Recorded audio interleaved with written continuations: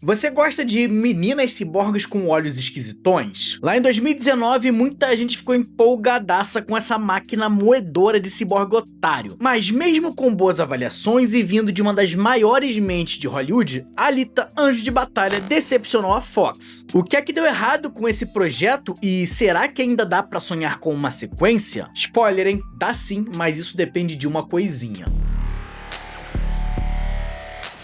Qual é, galera? Eu sou o André Con, seja muito bem-vindo ao Conversando. E sabe aquele ditado de nunca julgue um livro pela capa? Pois então, esse filme da Alita é exatamente isso pra mim. Uma galera pediu pra eu falar sobre esse filme aqui, eu não assisti na época, eu até lembro do pôster, porque não dava pra esquecer aquele pôster com aquela menina de olhos arregalados e assustadores. E que, aliás, foi exatamente por conta desse pôster que eu não vi esse filme, porque eu simplesmente assumi que era um filme mais bobo, feito pra criança, a sinopse ali também não me pegou muito e eu deixei passar. Mas olha como eu tava errado, porque cara, que filminho maneiro. Agora, esse filme aqui, ele teve que lutar para chegar no cinema e ele tem uma coisa que é ao mesmo tempo uma bênção e uma maldição, que é o James Cameron. Isso porque ele é um safado, um grande filmerengo que não conseguia se decidir com quem ele ia ficar. Mas antes de eu te contar essa história, se você já conhece o canal, não esquece de deixar aquele like gostoso e deixar um comentário aqui, porque isso ajuda demais, cara. A gente tá tentando fazer a nossa comunidade crescer e isso faz toda a diferença. Agora, se você tava morando em Marte em 2019, chegou nos cinemas Alita: Anjo de Batalha, uma adaptação do mangá criado pelo Yukito Kishiro, que foi publicado lá nos anos 90. A história do filme se passa no mundo cyberpunk, onde a gente segue a Alita, uma ciborgue desativada que não tem memória do seu passado. Depois de ser remontada pelo Dr. Dyson, ela busca aprender como sobreviver na traiçoeira Iron City, enquanto busca informações sobre o seu passado e faz amizade com o garoto Hugo. Porém, quanto mais ela cavuca as informações sobre quem ela era, mais ela percebe que o seu passado não era o de uma pessoa comum, e isso inevitavelmente leva a garota ciborgue a um confronto com pessoas poderosas que mexem os pauzinhos de Iron City por trás das cortinas. Eu já adiantei que eu realmente gostei desse filme, mas quem realmente amou esse universo aqui foi o James Cameron. Isso, aquele James Cameron, diretor de Avatar, Titanic e mais um monte de coisa por aí. E a história de como esse filme aqui chegou nos cinemas começou lá no ano 2000, quando a Fox registrou o domínio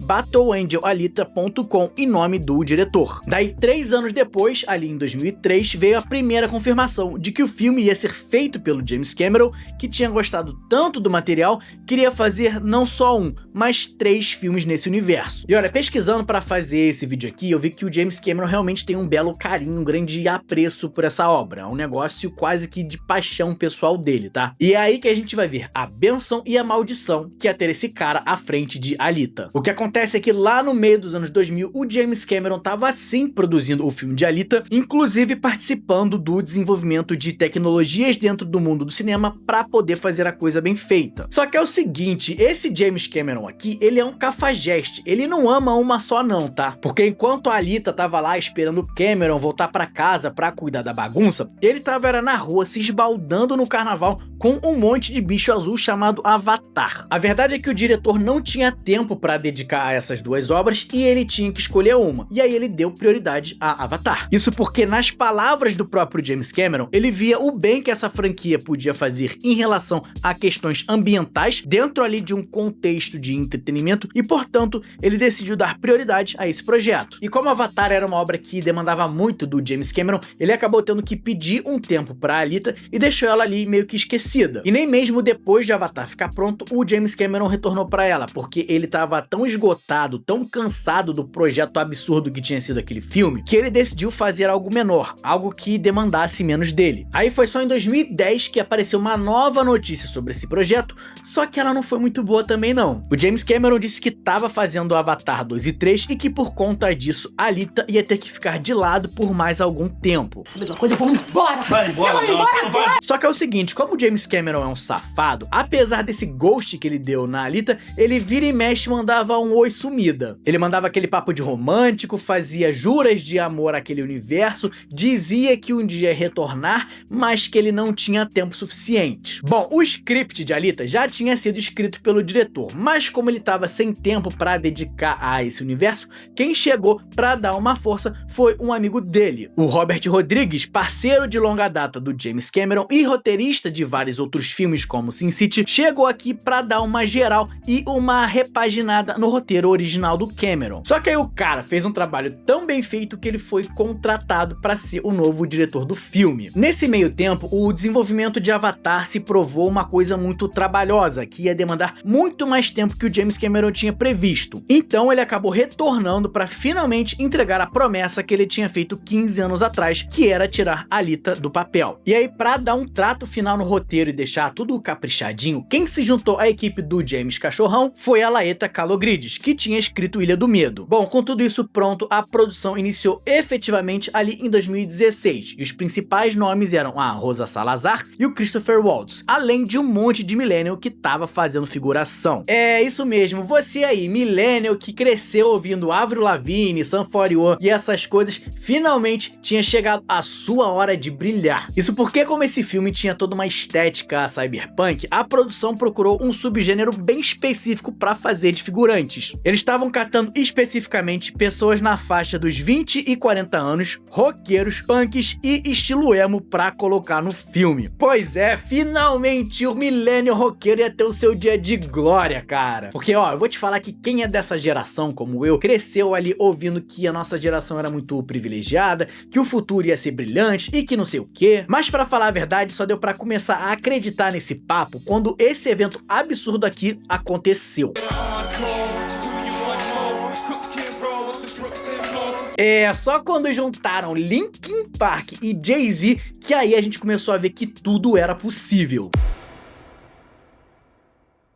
Tá, e o que isso tem a ver com o filme? Muito simples, essa galera chegou lá, feliz e serelepe, usando seu casaco preto do Simple Plan no sol de 40 graus do Texas e deu de cara com um pagamento de $101 por 12 horas de trabalho. Ô James Cameron, tá de caô, meu irmão? Coincidência ou não, curiosamente, poucos meses antes, a Fox ainda não tinha aprovado esse projeto porque eles queriam diminuir o orçamento que estava ali avaliado entre 175 e 200 milhões de dólares. E isso provavelmente foi feito porque eles sabiam que iam gastar uma grana violenta no marketing. É óbvio que o pagamento dos figurantes não ia fazer uma diferença absurda aqui, mas eles já estavam ligados em quanto que ia ser a pancada financeira durante a época de fazer propaganda. Isso porque, além dos materiais promocionais comuns, também foi lançado um livro que servia como prequela para a história do filme, além de comercial durante o Super Bowl, e teve até um evento chamado Passport to Iron City, que era basicamente uma experiência interativa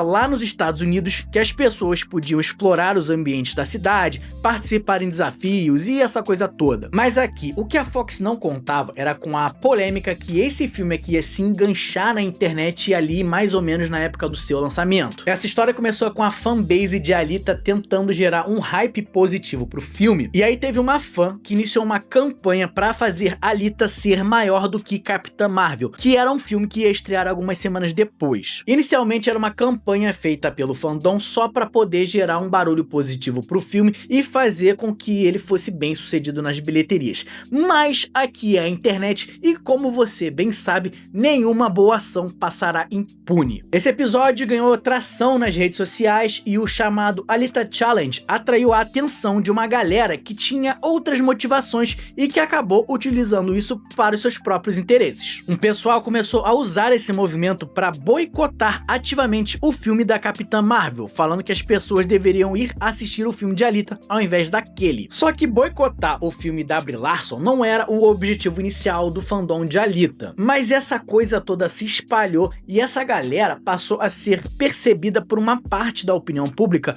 como um pessoal que estava ativamente tentando prejudicar o filme da Marvel por questões políticas. E claro que quando isso aconteceu, uma outra parte do público passou a olhar pro filme de Alita com olhos bem menos favoráveis. Eu não tenho dados para dizer se isso de fato objetivamente prejudicou o filme da Garota Ciborgue, mas fica aí o registro de que ele se envolveu com essa polêmica na época do seu lançamento. Aqui no vídeo eu dei uma resumida, tá? Mas eu vou deixar aqui na descrição um link contando essa história certinha, detalhe por detalhe. Bom, independente dessa parada toda, quando a Alita finalmente estreou, ela ficou ali no primeiro lugar das bilheterias, arrecadando 28 milhões de dólares e até que foi bem recebido. Com 61% de aprovação dos críticos e 91% do público no Rotten Tomatoes, além de nota 7.3 no IMDb, esse filme conseguiu agradar uma boa parte da galera. Mas aqui tem um probleminha que é o seguinte: qual é o público que realmente foi assistir Alita no cinema?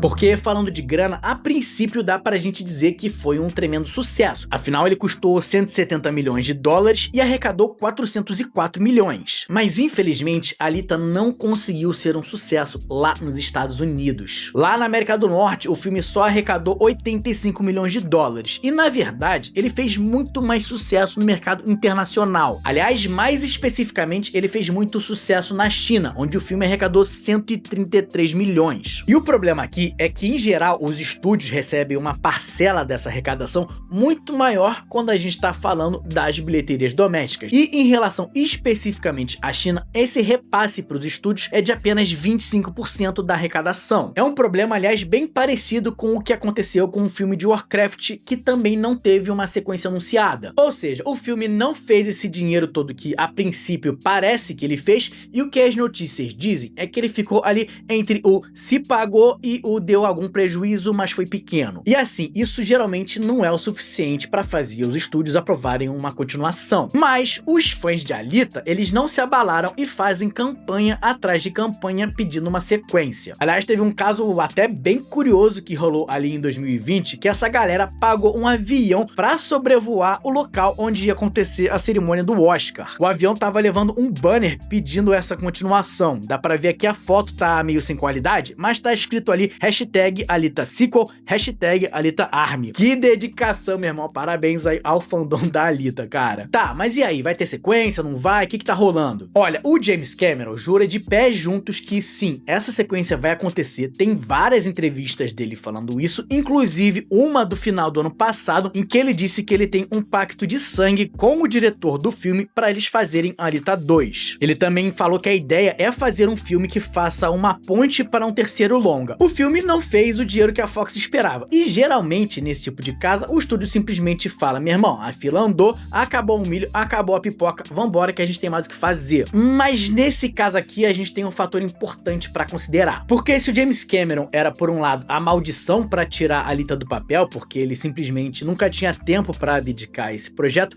ele, por outro lado, também é a grande esperança de uma sequência. Isso porque ele já se provou várias e várias vezes como um cara que faz filme que atrai um público gigantesco, além de já ter feito coisas que ficaram marcados na história do cinema. Então ele tem uma reputação tão grande, ele tem um nome tão pesado, que eu acho que se ele bater o pé, essa sequência acontece sim. E considerando que ele tem um carinho especial por esse universo, ele trata essa obra com muito apreço, eu acho que essa continuação vai sim acontecer em algum momento. Quando, não dá pra saber, especialmente porque ele ainda tá envolvido ali com outros 2 filmes de Avatar, além de estar encarregado de fazer a adaptação do livro The Devils. E na moral, cara, tomara que essa sequência aconteça. Eu passei direto desse filme, vi o pôster, achei que ia ser uma coisa tremendamente sem graça, aqueles olhando da Alita era um bagulho esquisito que me dava calafrio, mas o filme é bom, cara. Primeiro porque ele é lindo pra cacete, inclusive eu tô até arrependido de não ter assistido isso aqui no cinema, mas a história também faz bonito, tá? Ela é uma narrativa que consegue construir bem a personagem principal, que tem uma motivação bem óbvia, que é recuperar a sua memória, e isso leva a gente a conhecer de maneira natural aquele mundo com estética cyberpunk e diferente. Então, quando ela faz a amizade com o Hugo e se aproxima dele romanticamente, isso acontece de maneira bem orgânica, sem ser enfiado pelo roteiro como muitas vezes acontece só só pra marcar uma checklist de romance. Essa história aqui é até um pouquinho acelerada, mas eu acho que a ambientação pede isso e ela nunca é apressada. Ela consegue dedicar tempo a mostrar as vulnerabilidades da Alita, do Doutor, do Hugo, além de deixar a gente ver eles desenvolvendo as relações em eventos do cotidiano, como por exemplo em uma partida de motorball. Então é uma narrativa que consegue encontrar um equilíbrio muito bom entre fazer o plot andar e desenvolver a relação dos personagens de maneira orgânica. E diferente do que eu falei ali no vídeo de A Quinta Onda, esse filme aqui consegue fazer um comentário social de maneira mais enfática, porque existe ali uma questão social que não tá lá somente pra jogar na nossa cara uma mensagem simplória como, por exemplo, a acumulação de riqueza desenfreada por parte dos donos da tecnologia é uma coisa ruim, hein? Essa mensagem tá lá, mas ela não é passada através de um diálogo expositivo, e sim construindo o mundo que a gente tá vendo. Essa questão social tá lá pra mostrar pra gente o que é que esse tipo de cenário acaba produzindo na vida das pessoas. Isso porque todo o conflito social que acontece entre Zalem e Iron City, que é basicamente os ricão contra os populares, tá ali pra dar vida ao mundo, claro, mas também pra intensificar as motivações de cada personagem. Então, por exemplo, a gente vê o Hugo desesperado pra fugir dessa situação de opressão e tentando se tornar o opressor a ponto dele cometer os crimes que ele comete. Então assim, eu gostei bastante, acho que os personagens são bem carismáticos e até contraditórios, o que é uma coisa bem boa, tá? Tomara que o James Cameron consiga fazer uma sequência, e se você não assistiu Alita,